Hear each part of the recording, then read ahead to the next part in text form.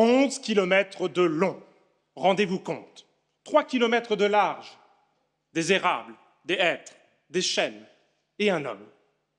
Une petite silhouette noire aperçue dans le lointain, debout, immobile, qu'on eût pu prendre pour un tronc d'arbre solitaire. Un homme qui patiemment planta, à partir de 1910, des centaines de milliers d'arbres, transformant le désert que figurait alors le sud de la Drôme en une forêt épaisse, dense, luxuriante. Cet homme qui jugeait que notre pays mourrait par manque d'arbres et qui avait donc résolu d'y remédier, cet homme qui plantait des arbres, c'est Elzéar lui-même. Et si Jean Giono dut écrire au conservateur des eaux et forêts, navré de le décevoir, qu'Elzéar Bouffier était un personnage inventé, on comprend que pour certaines personnes ou dans certaines circonstances, la figure de ce caractère inoubliable, qui nous rappelle que les hommes pourraient être aussi efficaces que Dieu dans d'autres domaines que la destruction, que cette figure puisse être comme une source d'espérance. Oui, Monsieur le Président, Mesdames, Messieurs les membres du Conseil de l'Ordre, Madame, Messieurs les secrétaires, Mesdames, Messieurs, oui, c'est ce qu'espérait l'association requérante dans la présente affaire qui concerne une décision de la ville de Torigny-les-Villes d'abattre 101 tilleuls tricentenaires. Les faits vous ont été rappelés. Après avoir essuyé un rejet en première instance, un rejet en appel, vu s'ouvrir à elle le champ des possibles après une première cassation, la requérante espérait trouver devant la Cour administrative d'appel de renvoi un rapporteur public qui aurait eu les traits et le caractère inoubliable d'Elzéar Bouffier. Mais au lieu de l'homme qui plantait des arbres, la requérante retrouva, selon elle, une vieille connaissance, un amateur des chênes qu'on abat, le même rapporteur public qui avait antérieurement conclu au rejet, on le suppose, devant les premiers juges. Il est donc vrai que ce matin du 28 juin 2024, jour de l'audience, le président de l'association requérante a pu avoir l'impression de se réveiller une nouvelle fois le jour de la marmotte, arraché du sommeil, extirpé d'un rêve étrange et pénétrant, d'un rapporteur public qui l'aime et le comprend, et qui n'est chaque fois ni tout à fait le même, mais hélas, ni tout à fait un autre. Et c'est cette circonstance que cherche opportunément à exploiter la requérante en vous soumettant la question suivante. Le fait, pour un rapporteur public, d'avoir conclu dans une même affaire, d'abord devant le tribunal administratif, puis devant la cour administrative d'appel, entache-t-il l'arrêt d'irrégularité? On comprend où la requérante souhaite vous emmener. L'irrégularité en question ne pourrait être qu'une atteinte au principe d'impartialité ou à une règle générale de procédure concourant à son effectivité. Et des deux facettes de l'impartialité, celle objective, qui s'attache aux fonctions exercées, celle subjective, qui s'attache à l'homme lui-même et à ses préjugés, la demanderesse au pourvoi ne se risque pas même à soutenir qu'il était publiquement connu que l'homme, derrière le rapporteur public, faute de philosopher à coups de marteau, concluait en dents de scie. Reste donc l'impartialité objective, tirée des fonctions exercées. Et sur ce point, vous ne céderez pas aux sirènes d'une théorie des apparences dévoyées. Et vous répondrez à la question posée par la négative. Car à force de voir double, la requérante veut imposer une solution qui, au regard des règles du procès, d'abord relève d'une double confusion, ensuite emporterait une double atteinte. Une double confusion d'abord. On aimerait vous faire croire, en convoquant l'impressionnante masse de décisions relatives à l'impartialité des membres de la formation de jugement, que le rapporteur public qui conclurait une seconde fois en appel, après avoir conclu en première instance, serait juge d'une décision qu'il a participé à forger. Mais rien n'est moins vrai, dès lors que, d'une part, conclure n'est pas juger, d'autre part, participer n'est pas préjuger. Conclure n'est pas juger, d'une part. On le sait, sous son angle objectif, le principe d'impartialité s'oppose à ce qu'un magistrat puisse connaître d'une décision dont il est lui-même l'auteur ou le co-auteur. Vous l'avez jugé par votre décision Arboussé du 2 mars 1973 au sujet des actes administratifs. Vous avez encore étendu cette solution aux décisions juridictionnelles elles-mêmes par votre décision Pinto du 30 novembre 1994. On est toujours trop bon juge de soi-même. A contrario, lorsque le juge n'est pas l'auteur de la décision attaquée, rien ne s'oppose à ce qu'il puisse connaître deux fois de la même affaire. Or, le cas spécifique du renvoi après cassation, qui ne s'applique pas au rapporteur public. Vous jugez depuis votre décision commune de Meudon du 11 février 2005 que rien ne s'oppose à ce que les juges dont une décision a été annulée délibèrent à nouveau sur la même affaire en la même qualité. La règle est donc simple. On peut connaître deux fois d'une même affaire tant qu'on n'est pas l'auteur ou le co-auteur de la décision attaquée. Or, et quoi qu'on cherche à vous faire croire, qu'entre la décision Arboussé et notre affaire d'Arbousier, il n'y aurait qu'un iota, tel est bien le cas du rapporteur public, qui conclurait lors de l'instance d'appel, après avoir conclu, comme en l'espèce, une première fois devant le tribunal administratif. Car à la faveur de votre décision Gervaise de 1957, maniant votre assommoir au Conseil d'État, ou au Nemours peut-être, vous avez distillé un principe de solution qui n'a rien d'alambiqué et qui repose au contraire sur le véritable rôle du commissaire du gouvernement devenu rapporteur public, lequel est de donner une opinion sur les solutions qu'appelle, suivant sa conscience, le litige soumis à la juridiction. Opinion qui, lorsqu'elle se matérialise par écrit, n'a pas même le caractère d'un document administratif, comme vous l'avez rappelé par une décision Hofer du 20 janvier 2005.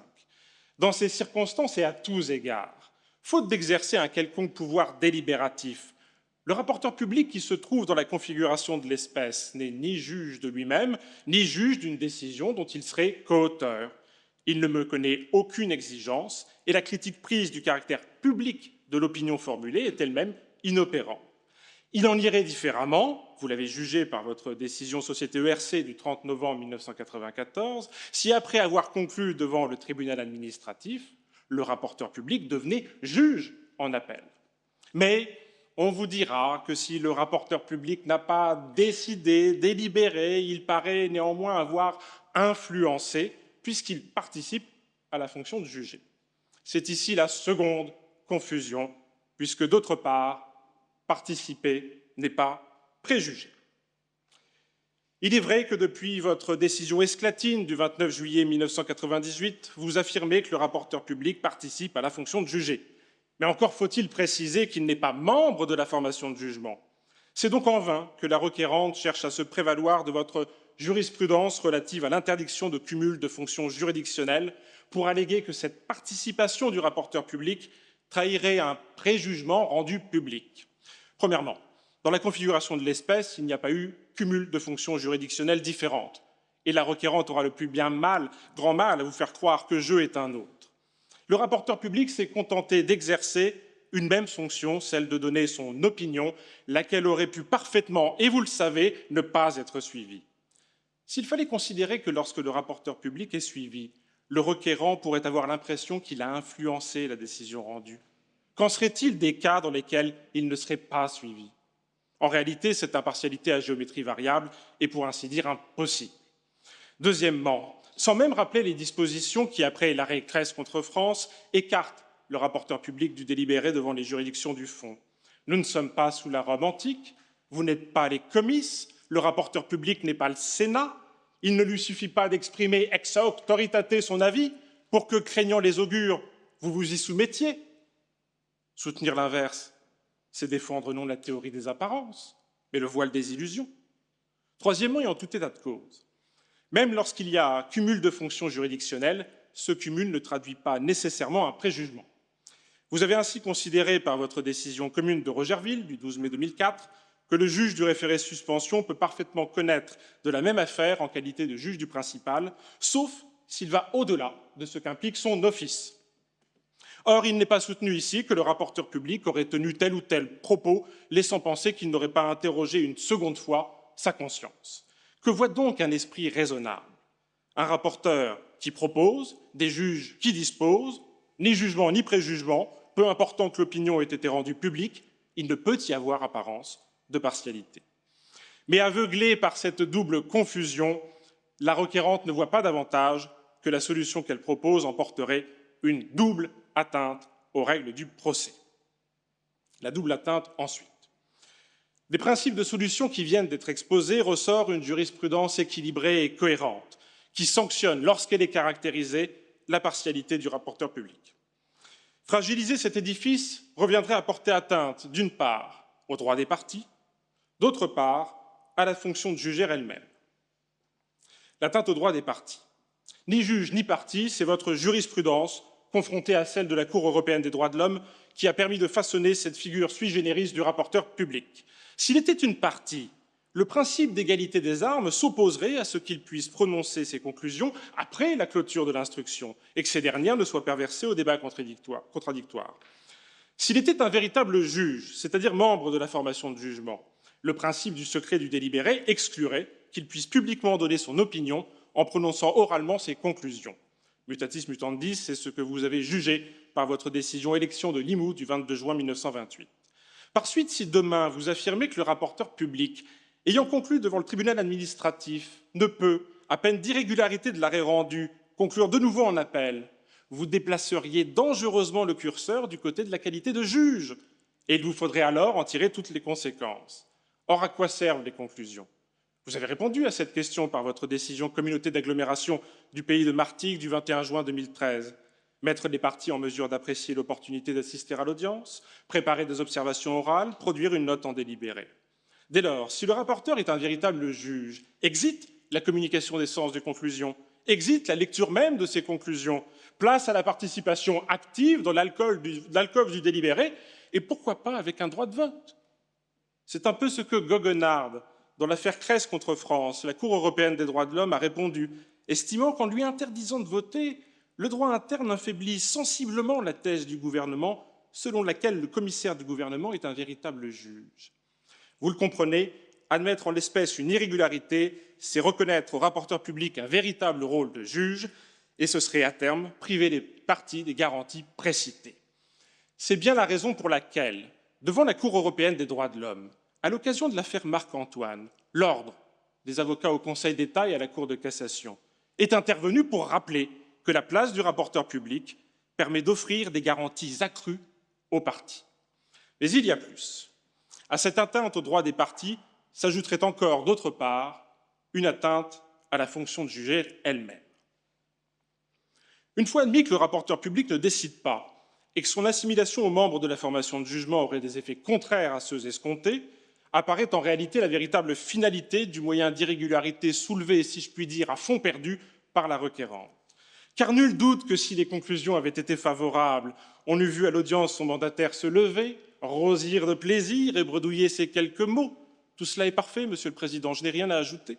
Mais voilà, les conclusions furent défavorables et la requérante, comme tout demandeur essuyant des conclusions de rejet, rumine le mot de Flaubert. La bêtise consiste à vouloir conclure. Vous connaissez parfaitement cette rhétorique qui se sert du principe d'impartialité et de la théorie des apparences en vue d'autres fins et qui sape le travail des juges. Certains les aimeraient un peu moins rouges. Ici, la requérante eût souhaité qu'ils fussent un peu plus verts. Bientôt, on vous dira que ce rapporteur public avait déjà conclu dans une affaire similaire, que si ce n'était pas lui, c'était donc son frère, ou bien quelqu'un des siens.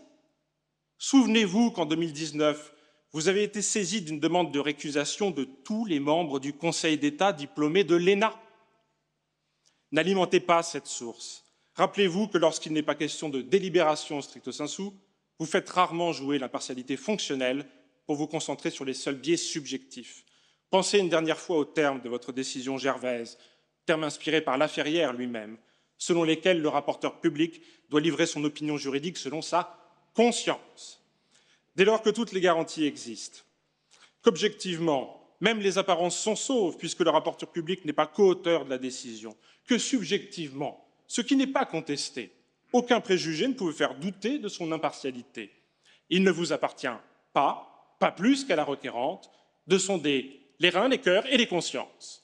Alors oui, Monsieur le Président, Mesdames, Messieurs les membres du Conseil de l'Ordre, Madame, Messieurs les secrétaires, Mesdames, Messieurs, l'histoire a beau se répéter toujours deux fois, la première comme une tragédie, la seconde comme une farce, il n'y a ici ni tragédie ni farce. À la requérante et conduite qui pense être baignée deux fois dans le même fleuve, vous opposerez l'éternel retour nietzschéen, l'éternel retour du même.